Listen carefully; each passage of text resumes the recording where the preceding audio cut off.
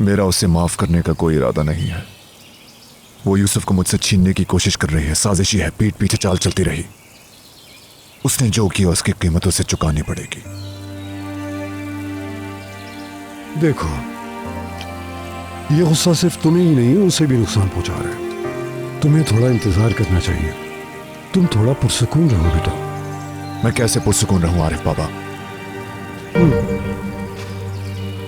वो तुम्हारी दुश्मन नहीं है। तुम्हें जैसे यूसुफ का ख्याल है उसे भी है। उसका मकसद भी सिर्फ यूसुफ की खुशी है। वो अपने भांजे की खुशी के लिए कर रही है। हो सकता है उससे गलती हो गई हो, तुम्हें गलत फहमी है। शुरू से ही हर चीज जाली थी, मैं बस समझ ना सका। आपको भी यकीन दिलाए कि उसकी नीयत बुरी नहीं, लेकिन जैसा आप सोच रहे हैं वैसी नहीं है वो।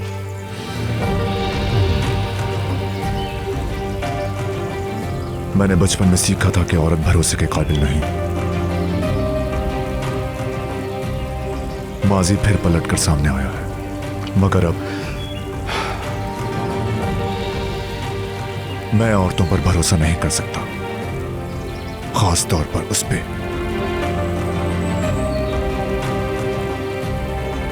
आप कहते हैं वो मेरी दुश्मन नहीं है, जबकि इस वक्त वो मेरी बदतरीन दुश्मन बनी हुई है।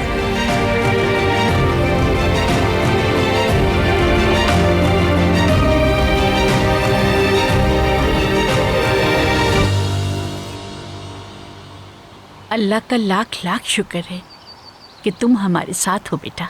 अब तुम सब कुछ भूल जाओ, अब हम साथ रहेंगे इंशाअल्लाह। इंशाअल्लाह नादरा आंटी।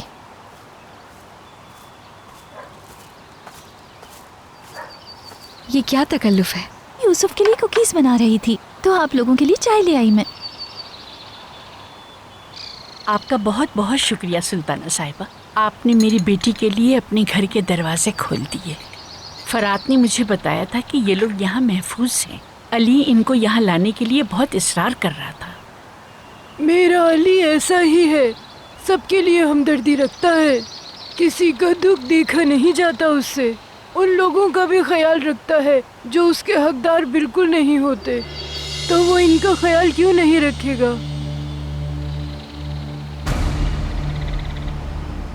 आप सबका बहुत शुक्रिया, बहुत मदद की है आप लोगों ने।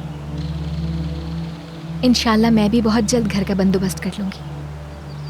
पहले तुम इन हालात से संभल जाओ, फिर सब कुछ ठीक हो जाएगा बेटा। तुम देखना ये बच्चा भी बिल्कुल ठीक हो जाएगा और तुम्हें घर भी मिल जाएगा।